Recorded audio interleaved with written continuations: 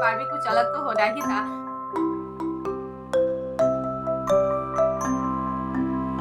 जो डिलीवरी हो सकती है, फिर आपका मतलब ये अगर आप सही प्रिकॉशन ना लो तो ये प्रीविया भी हो सकता है।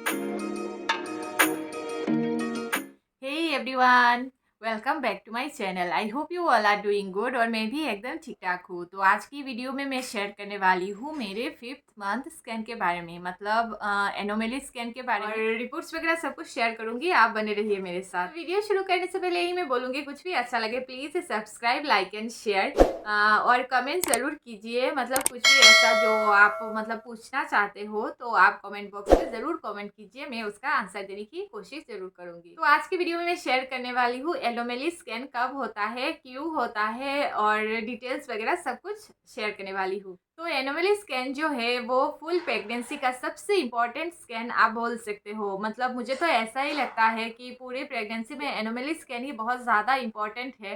तो ये टेस्ट ना आप मतलब एक अच्छे डॉक्टर से और अच्छे सेंटर पे जाके ही कराइए। तो एनुअल स्कैन में ना 25 से 30 मिनट लग सकता है, तो इसके लिए आप प्रिपेयर होके जाइए। और 25 और 30 मिनट्स लग जाएगा इतना भी मैं श्योर नहीं हूँ, बिकॉज वो मतलब बेबी के मूवमेंट पे डिपेंड करता है। एक्चुअली ना उस टाइम बेबी के जो डिटेल्स वगैरह, ऑर्गन्स वगैरह सब कुछ डिटेल्स में चेक करते हैं, तो इसके लिए बहुत टाइम लग सकता है। बिकॉज समटाइम बेबी मतलब सोया रहता है, फिर टर्न नहीं होता, तो स्कैन में दिक्कत आ सकती है। तो किसी किसी का पूरा दिन भी लग सकता है। तो उसके लिए आप जब भी ये स्कैन कराने जाइएगा तो फिर एकदम टाइम लेके जाइएगा। मेरी बात करूँ तो मुझे ये स्कैन कराने में ऑलमोस्ट 2 आवर्स लगे। बिकॉज सब सब कुछ मतलब स्कैन में सब कुछ हो गया था, ऑलमोस्ट सब ऑर्गन्स वगैरह टेस्ट हो चुके थे। फिर जब फेस का देखना था डिटेल्स वगैरह, तो बेबी टर्न ही नहीं हो रहा था। तो मेरी जो डॉक्टर थी उन्होंने मुझे थोड़ा सा वॉक करने के लिए बोला था उस टाइम। तो उसके बाद जब मैंने स्कैन किया तो फिर हो गया। तो मुझे पूरा 2 आवर्स लगा, लेकिन किसी किसी को पूरा दिन भी लग सकता है। तो इसके लिए आप ज़रूर प्रिपेयर होके जाइए। तो और एक बात मैं बोलना चाहूँगी, एल्यूमिनी स्कैन 18 से 19 वीक के बीच ही होता है। इससे पहले आप ये स्कैन नहीं करवा सकते, बिकॉज इस स्कैन में ना पूरा मतलब बेबी के ऑर्गन्स वगैरह कितने डेवलप हुए कि नहीं ये सब देखते हैं। तो ऐसे बोला जाता है कि 18 वीक से पहले मतलब बेबी की ऑर्गन्स वगैरह सब कुछ मतलब इतना डिटेल्स से डेवलप नहीं होता। तो 18 वीक के बाद ही एनोमली स्कैन करवाया जा सकता है। तो एनोमली स्कैन में क्या क्या देखा जाता है, एक्चुअली एनोमली स्कैन में ना पूरा बेबी का कितना डेवलपमेंट हुआ है ये देखा जाता है। दूसरा देखा जाता है कि उसके ऑर्गन्स वगैरह, मतलब उसका सारे जितने ऑर्गन्स है वो अच्छे से डेवलप हुए कि नहीं, पूरा एकदम डिटेल में बेबी का सब कुछ डिटेल में चेक करते हैं। फिर उसका फेशियल टेक्सचर जो है वो भी चेक किया जाता है। उसके बाद चेक किया जाता है प्लेसेंटा के पोजीशन के बारे में। तो प्लेसेंटा यहाँ पे किसी किसी का मतलब प्लेसेंटा प्रीविया भी निकलता है, लो लाइन प्लेसेंटा भी निकलता है।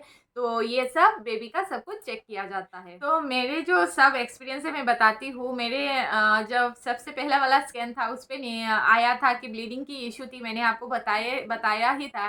दूसरे स्कैन में आया था कि ट्विंस प्रेगनेंसी थी, तो इस बार भी कुछ अलग तो होना ही था।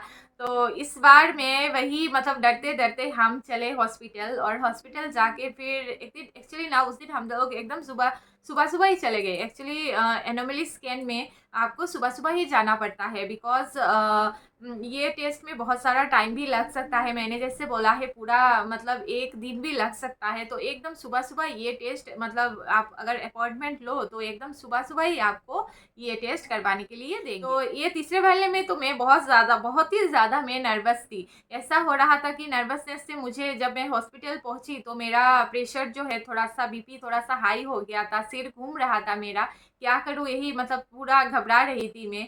तो फिर टेंशन लेके हम पहुंचे हॉस्पिटल, और फिर हमारा स्कैन हुआ।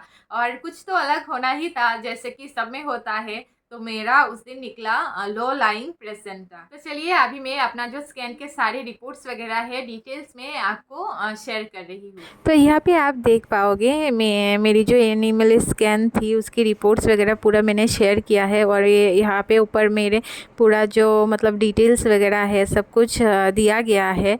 और यहाँ पे देखिए स्कैन मतलब एनोमली स्कैन जो बोलते हैं लिखा गया है। और ये मैंने 19 वीक्स में करवाया था।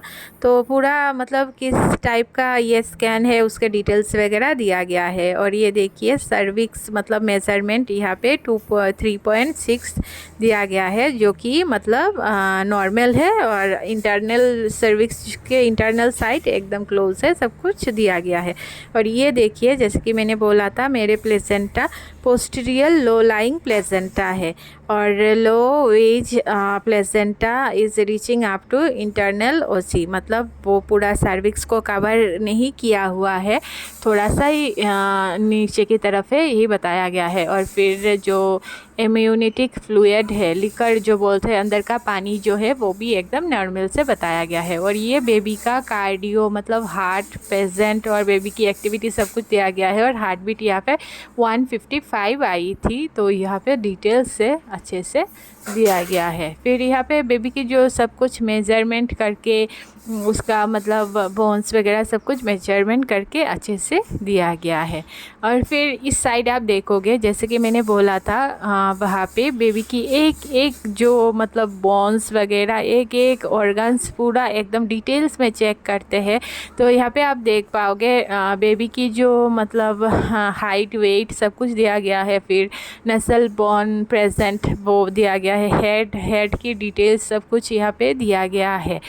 तो आप मतलब हेड जो है उसके डिटेल्स सब कुछ क्लियर से बताया गया है। फिर नेक का स्पाइन जो होता है उसका दिया गया है, और फेस का भी दिया गया है। फिर सब कुछ ऐसे लांस वगैरह सब कुछ दिया गया है। हार्ट का भी पूरा डिटेल्स, फिर पेट का पूरा एकदम सब कुछ डिटेल्स में दिया गया है, जो कि सब कुछ एकदम नॉर्मल आया था मेरा, उस पर कोई प्रॉब्लम नहीं था। तो बेबी की सब कुछ एकदम नॉर्मल ही आई थी।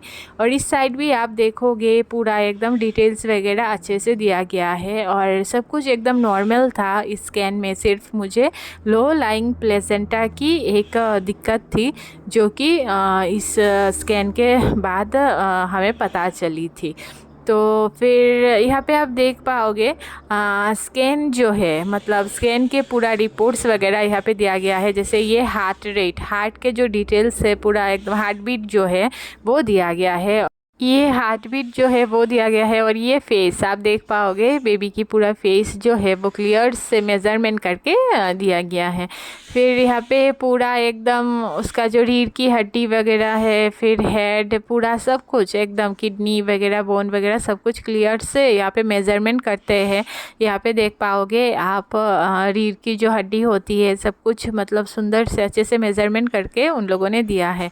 फिर थोड़ा बहुत तो हम समझते हैं लेकिन पूरा हम लोग नहीं समझ पाएंगे। तो ये देखिए कितने सारे स्कैन, कितने सारे फ़ोटोग्राफ्स यहाँ पे दिया गया था। तो एक्चुअली ये तो पूरा डिटेल्स हम लोग डॉक्टर लोग ही समझ पाएंगे, हम तो पूरा नहीं समझ पाते हैं। तो थोड़ा बहुत जितना भी समझ आया मुझे, मैंने ये यहाँ पे क्लियर से दिखाया है। और ये देखिए बेबी की पूरा मतलब फेस, ये तो मतलब सबको ही पता है। और इस साइड ना पूरा एकदम हार्ट जो थी उसका मतलब हार्ट यहाँ पे दिखाया जा रहा था पूरा एकदम क्लियर से। और ये बेबी की ऊपर की तरफ से उसका हेड जो है ऊपर की तरफ से दिया था। तो मैम ने बोला था ये देखिए ये बेबी का पूरा ऊपर की तरफ से ये दिया गया था। तो प्लेसेंटा के दो पोजीशन होता है जिसको मतलब सबको ही पता है, पोस्टीरियर होता है और इंटीरियर होता है। तो किसी का अपर पोस्टीरियर होता है, किसी का लोअर पोस्टीरियर होता है। तो मेरे प्लेसेंटा का पोजीशन भी लोअर था उस टाइम, तो मैं तो बहुत ज़्यादा घबरा गई। ये टेंशन का ही है एक्चुअली। सर्विक्स को पूरा मतलब सर्विक्स को कवर करके जो प्लेसेंटा रहता है उसको मतलब लो लाइन प्लेसेंटा बोला जा सकता है। तो किसी किसी का पूरा सर्विक्स को कवर कर लेता है और किसी का मतलब साइड में रहता है। तो अगर पूरा कवर हो जाए तो इसको प्रीविया भी बोलते हैं, और मतलब वो बहुत ज़्यादा प्रॉब्लमेटिक है। तो मेरा तो लो लाइन था, मतलब पूरा एकदम कवर नहीं किया हुआ था, मतलब लो लाइन। तो मैं तो बहुत ज़्यादा टेंशन में आ गई थी। तो डॉक्टर मैम ने बोला कि आप टेंशन मत कीजिए, ये सही प्रिकॉशन अगर आप लोगे तो ये मतलब ठीक हो सकती है। तो अगर आपका लो लाइन प्रेजेंटा है तो आप कुछ प्रिकॉशन ऐसे ले सकते हैं। कभी कभार ना डॉक्टर ऐसे बोल देते हैं कि आपको पूरा बेड रेस्ट करना है, लेकिन मेरे साथ ऐसा नहीं हुआ बिकॉज़ वो मतलब मैंने बोला था पूरा सर्विक्स को कवर नहीं किया हुआ था, मेरा प्लेसेंटा लो लाइंग था। तो डॉक्टर ने मुझे यही बोला कि आप ध्यान से रहिए, ज़्यादा मतलब ऐसा नहीं है कि ज़्यादा ट्रैवल वगैरह मत कीजिए।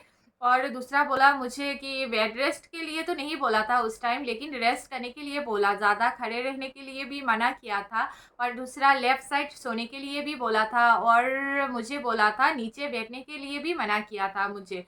तो और कुछ जैसे कि 5th मंथ शुरू होने से मतलब आपको बहुत सारे एक्सरसाइज भी करना होता है। तो मैम ने मुझे ऐसे बोला था कि आप अपर बॉडी कोई भी एक्सरसाइज आप कर सकते हो, लेकिन लोअर बॉडी कोई भी एक्सरसाइज आपको नहीं करना है। मैंने पहले भी शेयर किया है, मैं बेंगलोर में मैं और मेरे हस्बैंड ही थे, और सब मतलब काम वगैरह जितने भी थे मतलब हम लोग मिल के ही करते थे। तो मैं खाना वगैरह पूरा सब कुछ बनाती थी। तो मैंने क्या किया था उस टाइम किचन में थोड़ा सा एक स्टूल रख दिया था, और स्टूल में बैठ बैठ के मैंने सब कुछ किया। मतलब थोड़ा सा खाना बना लिया, फिर स्टूल में बैठ गई, फिर थोड़ा सा सब्जी काट ली तो स्टूल स्टूल में बैठ के सब्जी काट ली। तो ऐसे करके ऐसे करते करते मतलब थोड़ा सा मतलब ज़्यादा आपको खड़े नहीं रहना है, ज़्यादा चलना भी नहीं है। मुझे जैसे कि बोला था मैम ने कि आप खाने के बाद छोटी छोटी वॉक ले सकते हो, लेकिन ज़्यादा नहीं करना है बिकॉज आपका प्लेसेंटा लो लाइंग है उसके लिए। तो एक्चुअली ना ये अगर आप सही प्रिकॉशन ना लो तो ये प्रीविया भी हो सकता है, और प्लेसेंटा प्रीविया अगर हुआ तो आपको मतलब बहुत ज़्यादा परेशानी का कारण बन सकता है, और जैसे कि प्रीमेच्योर डिलीवरी हो सकती है। फिर आपका मतलब C section delivery, normal delivery के चांस बहुत ज़्यादा कम हो जाते हैं। उस टाइम ना मैं भारी चीज़ कोई भी मतलब पहले भी नहीं उठाती थी, बिकॉज आपको तो मतलब मैंने सब कुछ शेयर किया ही है, मेरी ब्लीडिंग की इशू थी उसके वजह से। तो जैसे ही मुझे मतलब 3rd मंथ तक मैंने थोड़ा सा मतलब रेस्ट करते करते खुद को संभालते संभालते मतलब थोड़ा सा ऐसा 3rd मंथ एंटी स्कैन में सब कुछ थोड़ा सा ठीक आया। फिर 5th मंथ पे फिर से शुरू हो गया। तो मतलब क्या बताऊँ, हम लोगों का ऐसा प्लान था कि 5th मंथ का स्कैन कर ले, सब कुछ ठीक रहा तो छोटी छोटी जगह पे हम घूमने के लिए जाएंगे। जैसे कि उस टाइम बोलते हैं ना बेबी मून भी बोला जाता है। तो प्लान था ही इसका, लेकिन मैम ने मुझे बोला कि आप मतलब ज़्यादा ट्रैवल वगैरह मत कीजिए बिकॉज ये लो लाइंग प्रेजेंटा की वजह से। तो मैंने पूरा प्रिकॉशन लिया और उसका रिजल्ट मुझे अच्छा ही मिला। मेरे नेक्स्ट स्कैन में वो मतलब एकदम सही था। तो गाइज आज के वीडियो में इतना ही। मैंने आज के वीडियो में मेरे एनोमली स्कैन के बारे में पूरा डिटेल्स में शेयर किया है, और आई होप इससे कुछ आपको हेल्प मिली होगी। और ये स्कैन ना बहुत ज़्यादा ही इम्पोर्टेंट है, तो आपको ये स्कैन ज़रूर ज़रूर करवानी है, और एक अच्छे से अच्छे मतलब सेंटर में ही कीजिए, बिकॉज ये स्कैन में बहुत कुछ आपका डिपेंड करता है। तो ये स्कैन आपको अच्छे से करवाना है और ज़रूर ही करवाना है। और अगर आपका लो लाइंग प्लेसेंटा निकलता है तो ज़्यादा घबराइए नहीं, सब कुछ ठीक हो सकता है। तो आपको मतलब जैसे मैंने थोड़ा सा रेस्ट कर करके मतलब सब कुछ ठीक कर लिया है, तो आप भी ऐसे कर सकते हो। और अगर आपका लो लाइन प्लेसेंटा निकलता है तो घबराने की कोई ज़रूरत नहीं है। मतलब कभी कभार कुछ प्रॉब्लम्स आ सकती है, सबका ही है। तो आप मतलब सही प्रिकॉशन से वो ठीक करवा सकते हो, टेंशन की कोई बात नहीं है। और सबसे मेन इंपॉर्टेंट होता है आपका स्ट्रेस। अगर स्ट्रेस लेवल ज़्यादा होता है ना तो मतलब प्रेगनेंसी में आपका बहुत ज़्यादा प्रॉब्लम हो सकती है। तो उसके लिए स्ट्रेस लेवल कम करके अच्छे से डाइट लीजिए। उस टाइम ना मतलब आपका जब सेकेंड ट्राइमेस्टर शुरू हो जाता है तो आपको ज़्यादा से ज़्यादा अच्छा और क्वालिटी डाइट मेंटेन करना पड़ता है।